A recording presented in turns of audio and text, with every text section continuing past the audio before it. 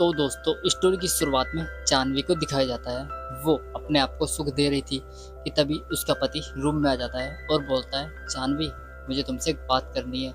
वो क्या है कि भाई साहब कह रहे थे कि तुम्हें अपना फैमिली प्लानिंग कर लेनी चाहिए क्योंकि तुम्हारी शादी को काफ़ी दिन हो गए हैं। तब जानवी बोलती है, मुझे पता है तुम जल्दी शादी नहीं करना चाहते थे, लेकिन तुम्हें भाई साहब ने बोला तो तुम्हें शादी कर ली। और हाँ, अपनी ज़िंदगी का रिमोट ना अपने हाथ में रखो। तुम्हें इसलिए फैमिली प्लानिंग करनी है क्योंकि तुम्हारे भाई साहब कह रहे हैं, ना कि तुम खुद।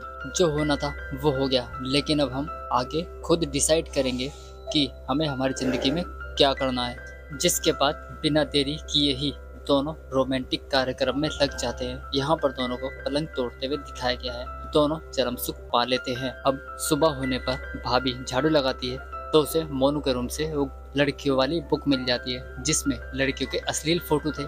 मतलब भाभी समझ जाती है कि अब मोनू बड़ा हो चुका है।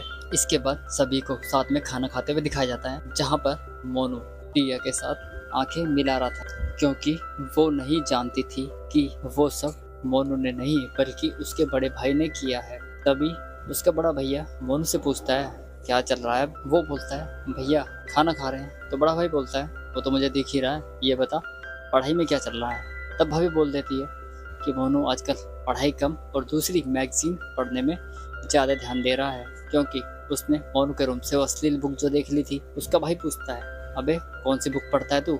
भाभी बोल जाती है, वो क्या है कि स्टॉक मार्केट की बुक पढ़ने लगा हूँ मैं। तो बड़ा भैया पूछता है, ये स्टॉक मार्केट का शौक कब से आया। मोनू बोलता है, बस भैया कुछ दिन से ही।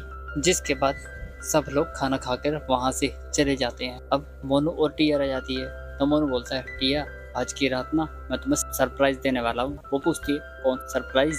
तो बोलता है, आज की रात मैं तुम्हारी बना दूंगा। मतलब समझ रहे हो ना, ये रात तुम्हारी यादगार बन जाएगी। इतना बोलकर वो भी वहाँ से चला जाता है। अब रात में टिया सो रही थी कि बड़ा भाई साहब उसके रूम में घुस जाता है और रोमांटिक होने लगता है। वो उसके साथ कार्यक्रम करने लगता है, लेकिन पलंग तोड़ता इससे पहले ही टिया की आँख खुल जाती है और वो रूम से बाहर चला जाता है। इस बार टिया को कुछ भी पता नहीं चल पाता। सुबह होने पर मोनू खेत में काम कर रहा था कि भाभी उसके पास आती है और बोलती है, मोनू मुझे तुमसे कुछ बात करनी है। मोनू भाभी के कबूतरों को देखने लगता है और बोलता है, बोलो भाभी। तो भाभी बोलती है, यहाँ नहीं, कमरे में चलो। जिसके बाद वो मोनू को कमरे में ले जाती है। भाभी उससे बोलती है, क्या चल रहा है तुम्हारा, ज़्यादा जवानी फूट रही है। वो बोलता है, क्या है भाभी, मैं आपको बताने ही वाला था। जिसके बाद भाभी उसे वही बुक दिखाती है जो भाभी को उसके रूम से मिली थी। ऐसी गंदी मैगजीन पढ़ते हो, कितने गंदे फोटो है इसमें। वो बोलता है, भाभी मुझे बताने का मौका नहीं मिला। वो बोलता है, भाभी ये मुझे सूरज ने दिया है। तब भाभी बोलती है, इसका मतलब तुम्हें शौक नहीं है लड़कियों का। वो बोलता है भाभी है।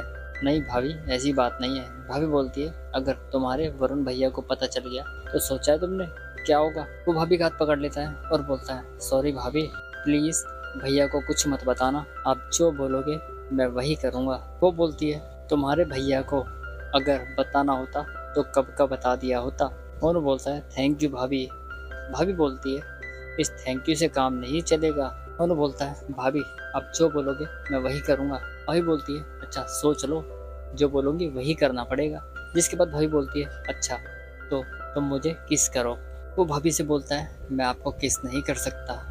तब भाभी बोलती है, तो ठीक है, आज रात में ही मैं सब कुछ तुम्हारे भैया को बता दूंगी। जिसके बाद वो भाभी को तकड़ी वाली किस करता है और भाभी उसके साथ रोमांटिक होने लगती है।